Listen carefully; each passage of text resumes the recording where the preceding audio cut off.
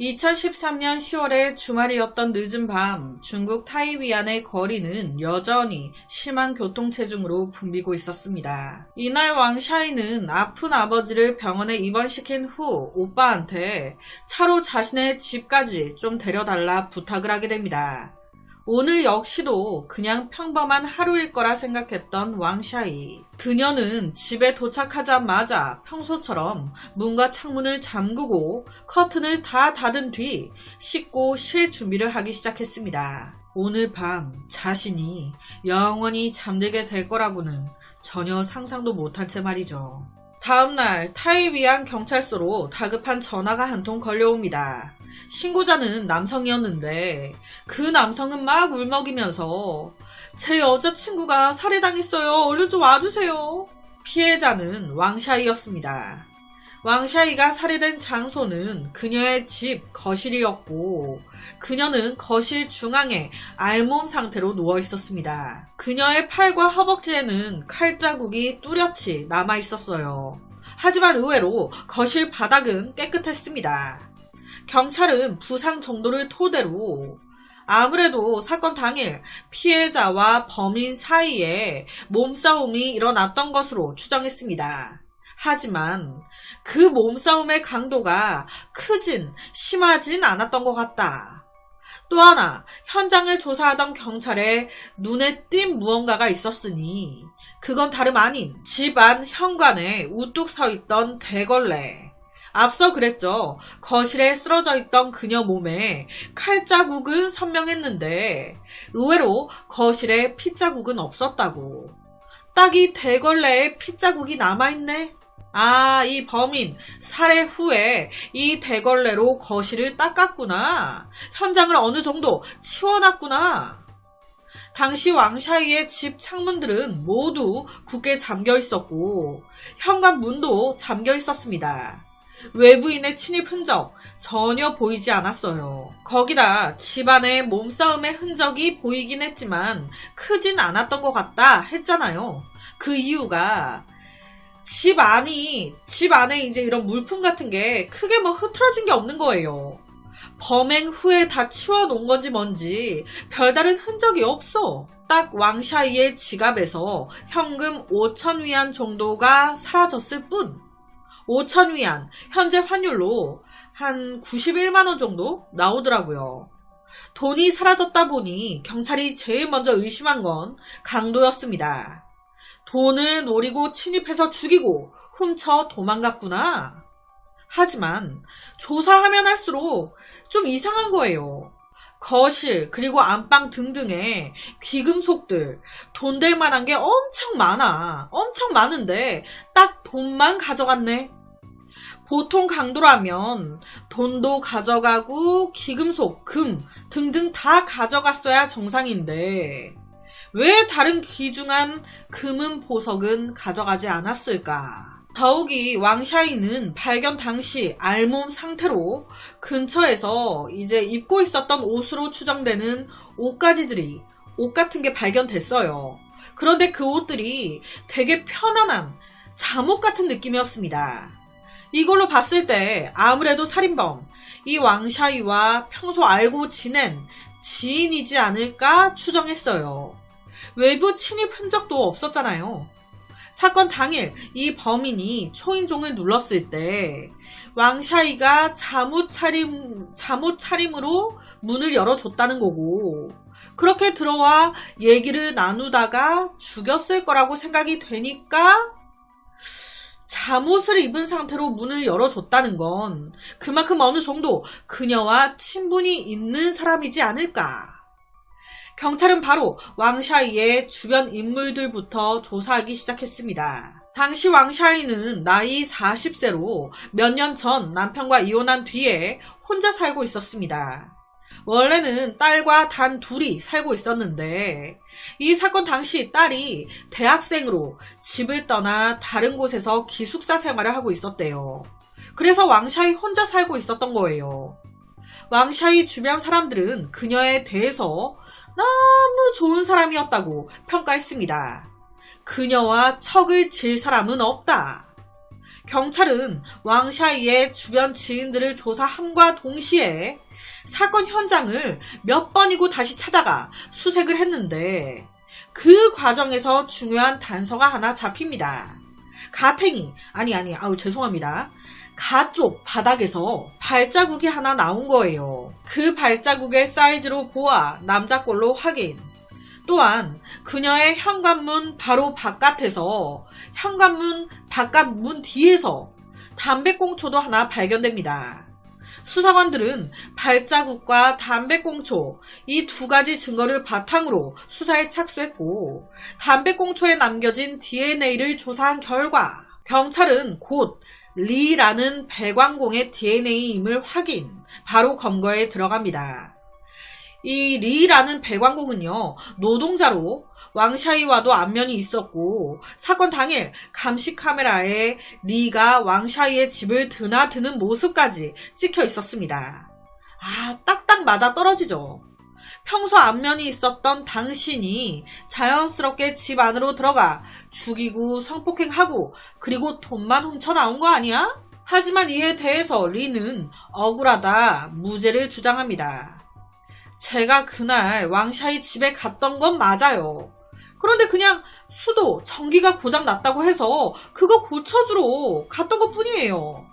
술이 끝난 후 저는 그냥 집으로 갔습니다. 담배는 술이 다 끝나고 집 가려고 나왔을 때 담배 한 대 폈어요. 그리고 그냥 거기에 버린 것 뿐이에요. 이런 리의 말 사실인 걸까요? 조사 결과 네, 사실이었습니다. 보니까 알리바이가 리가 말한 게 맞아. 거기다 방에서 나온 발자국도 리 게 아니야. 발 사이즈가 달라. 그럼 진범은 누구지? 경찰은 집 근처의 CCTV를 막 팠습니다. 수상한 사람 없었나? 그런데 수상한 사람 없는 거예요. 범인은 왕샤이와 어느 정도 안면, 친분이 있는 사람인데다가 그녀가 그 시각 집에 있다는 것도 알고 있는 듯 보였습니다. 최초 시신 발견자가 그녀의 남자친구였어요. 남자친구가 그녀 집에 딱 왔을 때 현관문도 잠겨 있었고 창문도 다 잠겨져서 있었습니다. 이걸로 봤을 때 이 범인 왕샤이의 집 열쇠도 가지고 있을 것으로 추정돼요. 범행 다 하고 자기가 왕샤이의 집 문까지 다시 다 잠그고 나간 거죠. 보통 이런 사건이 발생했을 때 제일 먼저 용의선상에 오르는 사람은 피해자와 가장 가까운 사람입니다. 그녀의 남편 혹은 남자친구. 그 다음에 용의선상에 오르는 건 시신 최초 발견자 혹은 마지막으로 피해자와 통화한 사람이죠. 여기서 이 두 가지에 해당되는 사람이 있습니다. 피해자 왕샤이의 남자친구이자 시신을 최초 발견한 사람. 거기다 이 남자친구는 왕샤이의 집 열쇠까지 가지고 있었습니다. 왕샤이의 남자친구 장용. 남자친구니까 잠옷 차림으로 문을 열어주는 것도 전혀 이상하지 않죠. 뭔가 썩은 내가 펄펄 나는데. 이 둘의 인연은 조금 독특했습니다. 원래 장용과 왕샤이 같은 고향마을 출신인데 왕샤이가 어릴 적부터 외모가 장난 아니었나 봐요. 그 마을 사람들이 다 왕샤이를 좋아했을 정도였다고. 그 중에 한 명이 장용이기도 했고요. 어릴 적 둘은요 아무 사이도 아니었습니다. 까고 얘기하면 왕샤이가 거들떠 보지도 않았어요. 그렇게 서로 나이가 들면서 연락이 두절됐는데 몇 년 전 우연찮게 서로 연락이 닿게 되면서 만나게 된 거예요. 우연찮게 마주쳤는데 왕샤이 여전히 이쁘네. 그러니까 이때 더 이상 놓치고 싶지 않았던 장용이 들이댄 겁니다. 나 너 좋아한다. 예전부터 좋아했다. 사귀자. 들이대. 그렇게 두 사람이 연애를 시작, 얼마 후 동거까지 하기 시작했습니다. 그런데 문제는 여기서부터예요. 이 장용 솔로가 아니었어요. 장용도 장밍링이라는 여자와 전에 결혼해서 두 아이를 키우고 있었는데 이혼을 하게 된 거예요. 그러면서 장밍링 전 처가 아이를 맡게 되는데 아이들이 아직 어리다는 이유로 장룡은 매주 토요일과 일요일 아이들이 있는 전처의 집에 머물렀습니다. 옆에가 전처 장밍링이에요. 월요일부터 금요일까지는 왕샤이 집에서 보내요. 왕샤이, 딸 출가 보내고 혼자 살고 있었다고 했잖아요. 그 집에 들어가서 산 거예요. 그러니까 웃긴 상황인 거죠. 월요일부터 금요일까지는 왕샤이, 토요일부터 일요일까지는 장밍링, 전처. 두 집 살림이야 뭐야. 경찰은 바로 장룡을 불러 사건 당일 밤 뭐 했는지에 대해 물었습니다. 저 별거 안 했어요. 그날 밤에 술을 너무 많이 마셔가지고 전 부인 장밍링한테 데리러 오라고 말했고 그 후에 전처 집으로 가서 그냥 바로 잤습니다. 이 말 바로 경찰 확인 작업에 들어갔죠. 봤더니 진짜 전처 장밍링이 장룡 데리러 왔고 둘이 진짜 그냥 집으로 들어가네? 장룡 말이 맞네? 그런데 둘이 집 안으로 들어가고 불과 몇 분 안 돼서 갑자기 전처 장밍링 혼자 다시 집을 나옵니다. 혼자 다시 나와요. 그리곤 누군가를 기다리는 것 같아. 몇 분 안 돼 그녀 앞으로 흰색의 차 한 대가 슥 씁니다. 그 차 운전석에서 한 남자가 내려요. 그리곤 조수석으로 갈아탑니다. 그러더니 장밍링 전처가 그 흰색 차 운전석에 올라타더니 둘이 차를 몰고 어디론가 가요. 이 남자 뭐야? 장밍링 지금 뭐 하는 거지? 둘이 어디 가는 거야? 둘이 불륜인가? 그렇게 외간 남자와 차를 타고 떠난 장밍링은 새벽 5시가 넘어서야 다시 집으로 돌아왔습니다. 그때도 흰색, 이름 모를 차를 그대로 타고 돌아왔는데 이때 차에서 내린 사람은 장밍링 혼자뿐이었어요. 같이 탔던 남자는 어디 갔어? 장밍링의 이런 이상한 행동은 경찰의 주목을 끌었습니다. 그녀는 한밤중에 이 남자와 이렇게 오랫동안 나가서 뭘 하고 온 걸까? 게다가 자기 차가 있는데 왜 흰색 이 차를 운전해? 이거 누구 차인데? 경찰은 바로 흰색 차량 차주를 조사하기 시작했습니다. 보니까 차 소유자 장밍링이 아닌 외딴 남자 거네? 아무래도 같이 탔던 남자 거 같은데. 바로 경찰 차주 리 샤오웨이를 잡아 데리고 옵니다. 그날 이거 뭐냐 했더니 리 샤오웨이 왈. 그거 별거 아니에요. 갑자기 저한테 차 좀 빌려달라고 하길래 차 빌려주러 갔던 거예요. 그게 다예요. 경찰은요, 이 장룡의 전처 장밍링이 수상했습니다. 장밍링과 사망한 왕샤이 서로 아는 사이였어요. 장룡을 사이에 둔 사랑의 라이벌이기도 했죠. 경찰은 바로 장밍링을 불러 신문에 들어갑니다. 이것저것 물어보는데 장밍링 입을 꾹 다물고 한마디를 안 해요. 그러니까 더 이상하죠. 경찰의 더 세지는 압박에 얼마나 견디겠습니까? 얼마 지나지 않아. 죄송합니다. 제가 사람 시켜서 죽였어요. 라고 자백을 합니다. 그러니까 왕샤이를 죽인 범인, 그녀의 남자친구였던 장용의 전처였던 거죠. 장밍링은 저는요, 그년이 너무너무 싫었어요. 걔는 나와 내 가족을 다 망가뜨려 놨어요. 더 이상 걔가 내 아들까지 파괴하도록 놔둘 수가 없었습니다. 라고 말했습니다. 도대체 이들 사이에 무슨 일이 있었던 걸까? 전 남편 장룡과 이혼했지만 장밍링은 두 아이를 위해 주말 동안 함께 지내면서 행복한 가정, 행복한 부부의 모습을 보여주기 위해 노력했습니다.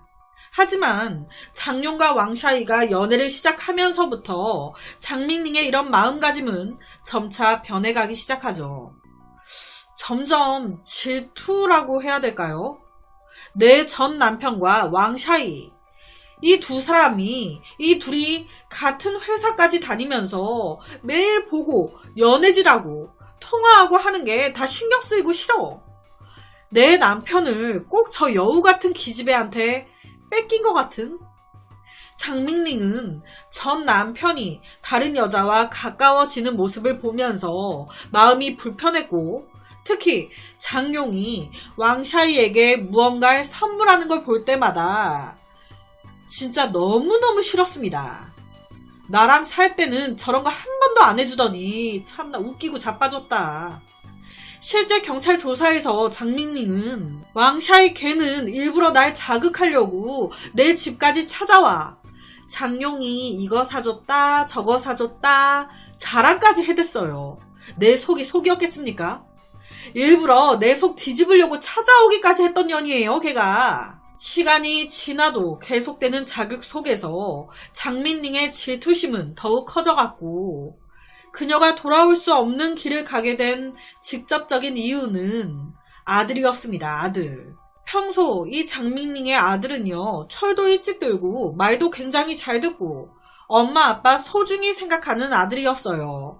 그런데 이 아들이 나이가 들어가면서 아빠한테 여자가 따로 있다는 걸 알게 된 거예요. 그러면서 아빠한테 대하는 태도가 달라지기 시작한 겁니다. 예를 들면 아빠를 주말에 만났어요. 그럼 갑자기 돈을 달라고 합니다. 아빠, 나 돈 좀 줘. 아빠 장용은 돈이 없다고 말을 하죠. 그러면 이때 아들 소리 지르고 난리를 치는 거예요.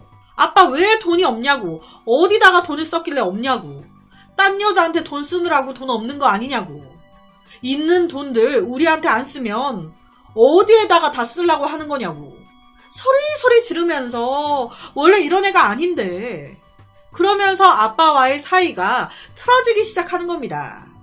거기다 다른 한날 이 아들이 하는 말이, 엄마, 내가 아빠 그 내연녀 그년 딸한테 연락했다? 이 말을 듣는데, 장밍링 이런 아들의 말을 듣는데 그때 저는 빨리 조치를 취해야 한다고 생각했습니다. 저는 그녀의 명예를 훼손하고 그녀를 내 집에서 멀리 떨어뜨리고 싶었어요. 그녀가 나와 내 아이들을 망치게 놔둘 순 없었습니다. 라고 말했습니다. 앞서 말씀드렸지만 이 엄마 장밍링은 아이들에게만큼은 이런 진실 알게 하기 싫었어요. 그래서 주말만 되면 아이들 앞에서라도 행복한 척, 행복한 가정인 척 했었단 말이에요. 그런데 이 아들이 실상을 알아버렸잖아요. 모든 원망이 전 남편 장용이 아닌 장용의 여자친구 왕샤이를 향한 겁니다. 니년 때문에 우리 가정이 박살났다고 너만 없었으면. 질투심에 사로잡힌 장밍링은 왕샤이를 모함할 방법을 궁리하기 시작했어요. 전 남편과 왕샤이의 관계를 망치기 위해서 다른 여자를 찾을 생각도 했고, 왕샤이의 가방에 마약을 숨긴 뒤 신고할 생각도 했습니다. 하지만 다행히도 이런 계획은 여러 가지 장애물에 걸리면서 실현되진 못했죠. 장밍링은 복수를 계획하던 중 위챗에서 리 샤오웨이를 만나게 됩니다. 리 샤오웨이는 젊은 시절 살인죄로 투옥, 16년 만기 출소 후에 나 새 사람이 되겠다, 결혼하고 아이도 낳으면서 평범한 삶을 살겠다 결심한 남자였습니다. 그런데 집어를 걔 못 준다고 위챗에서 만나선 안 돼 장밍링을 만난 거예요. 둘은 인터넷상에서, 그러니까 온라인상에서 잠시 대화를 나눈 뒤 오프라인에서 만나기로 약속. 실제로 딱 보게 되는데, 와우, 장밍링 내 스타일이야. 리샤오웨이가 한눈에 뿅 간 거예요. 하지만 장밍링은 목적이 따로 있었죠. 너 사람 죽인 적 있잖아. 이번에도 좀 죽여줘. 장밍링은 리샤오웨이가 자신을 좋아한다는 것을 알고 이걸 이용합니다. 아, 자기야, 나 진짜 요새 어떤 여자애 하나 때문에 스트레스 받아 죽겠다니까. 아, 너무 힘들어. 리샤오웨이는 이 말 듣자마자, 누가 자기를 힘들게 하는 거야? 내가 어떻게 해줘? 자기가 도와주겠다고 말하는데, 아싸, 이때다 싶었던 장밍링. 그럴래?